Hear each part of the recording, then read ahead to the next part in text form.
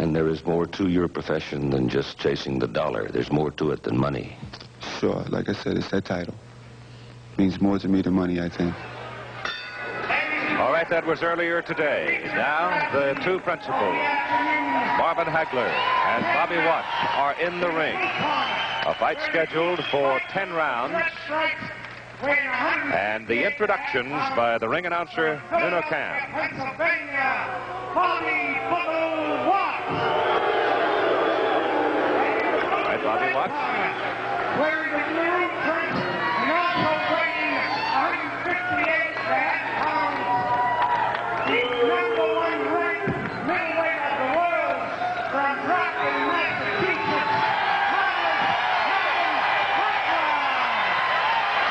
You can tell by the sound of the crowd, as we suggested in the conversation with Bobby Watts, this is Hagler country. The trainers and cornermen for Hagler will be Goody Petronelli and Pat Petronelli with Steve Wainwright.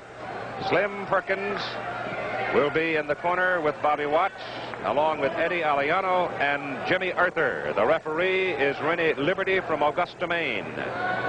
Louis Vigneault of Wiscasset, Maine. Judge Sidney Schwartz from South Portland, Maine, judge, and Jimmy Britton of Augusta, Maine, also judge. The referee will have no ballot under Maine rules. The three judges will make the decision. And a little show in the center of the ring between Bobby Watts and Marvin Hagler, with Watts enjoying an advantage in height of approximately 3 inches, as you can see, about 2.5. 10-point must system under Maine rules. 3 knockdown rule is in effect. Mandatory 8 count required for each knockdown. No standing 8s. Fighters can be saved by the bell. Can, I say, be saved by the bell. Hagler is the left-hander in the dark trunks, and Bobby Watts in the white trunks.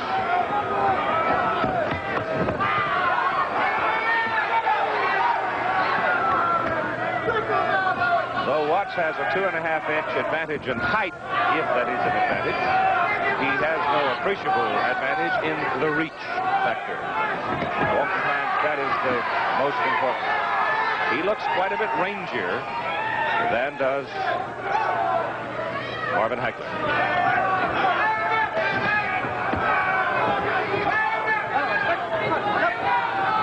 Watts has a history of being a cutie sometimes, moving a lot. But as he told us, he's coming out looking today.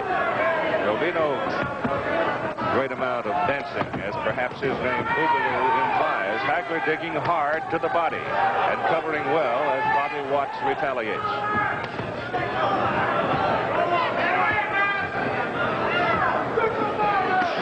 Watts almost in a peekaboo defense there, and Hagler trying to reach inside of it. Did slip the right-hand jab in there.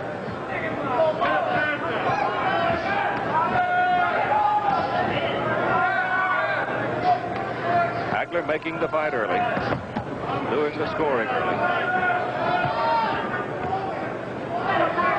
Bobby Watts standing pretty much flat-footed.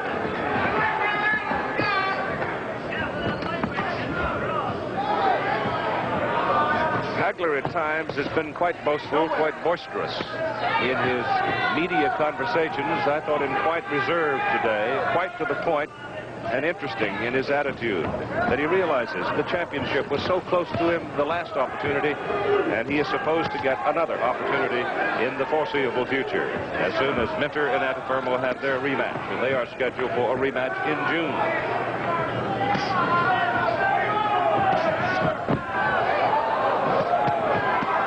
Watts got a good left hand to the body that time.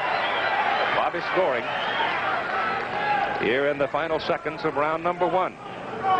The referee is Rennie Liberty. It's a good left hand popped in there by Hagler. Half a minute to go in round 1.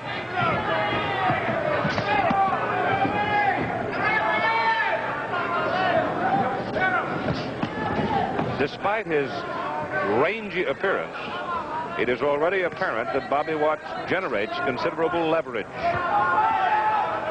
You can hear the blows thudding against the arms and forearms of Hagler.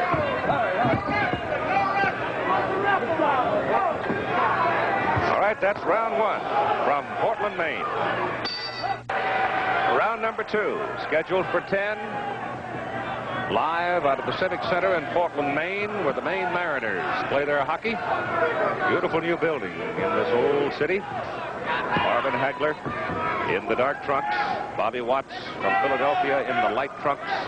Hagler fighting out of Brockton, Massachusetts. And that's a slip. First round, I thought, relatively even. Hagler early, Watts late. These are middleweights. Watts covered in that exchange, but in this exchange, he gets a solid right hand on the chin, inside. Hagler going after him. Watts again caught by that right hand uppercut, snapped his head back. Looking to counter. Standing pretty much flat-footed. He has been training, Bobby Watts has, for a bout with Ernie Singletary when this opportunity appeared. And frankly, if he should beat Marvin Hagler this afternoon here in Portland, Maine, he very obviously would be a probable choice to challenge the winner of the Minter and Rufano rematch. Minter currently the champion. Hard right hand by Hagler. Appeared to hurt Watts. Another right hand by Hagler. Watts is down. Just about the halfway point of the second round, Watts hurt by a right hand and then down by a right hand. Now let's see if Bobby Watts can run himself out of trouble. Times past, his legs have been suspect when he's been hurt. His recuperative powers are about to be tested right here as Hagler puts him down. It was 2 right hands that appeared to do most of the damage. Watts cannot sit on the ropes with Hagler. He's got to get himself out in the open. I don't believe he can survive if he sits back in there. Hagler pacing himself, doesn't want to get too wild. Remember, the bell can save you under Maine rules. Watts trying to survive the round, now beginning to apparently stabilize a little bit. He tries to beat Hagler away from him. Coming off the rope, a half a minute to go. Watts hurt by a left hand. He's in trouble again. There's the left of the face. 20 seconds to go. It's been all Hagler in this round.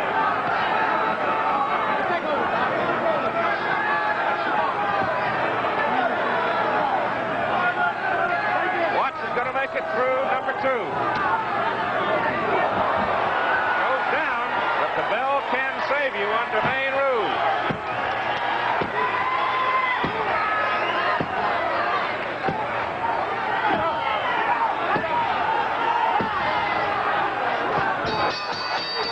Lights over.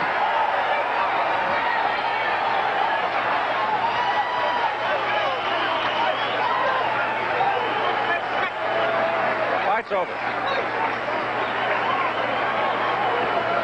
Well, now, there appears some confusion on the part of the timekeeper at ringside because the list of rules handed to us, the bell could save you.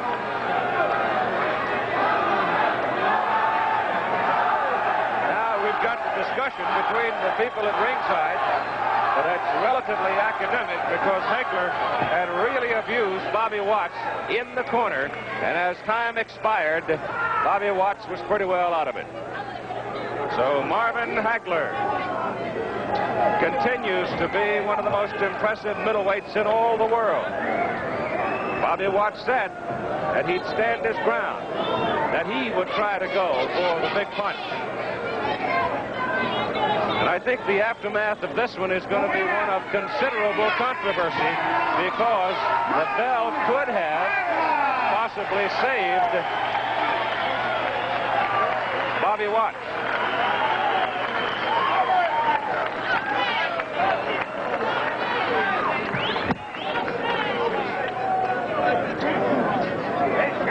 Okay. The timekeeper was under the assumption that he could not be saved by the bell. The rules for this fight that I have in front of me say quite clearly that the bell could save you. And there you are. The fight has been stopped despite the fact the bell was not rung on schedule. So we've got something to argue about. my goodness. So some confusion between the officials and the timekeeper as Marvin Hagler stops Bobby Watts. Now here's the end of the fight. Watts goes down, and again it is the right hand to the side of the head that drops Bobby down for the second time in the fight. Now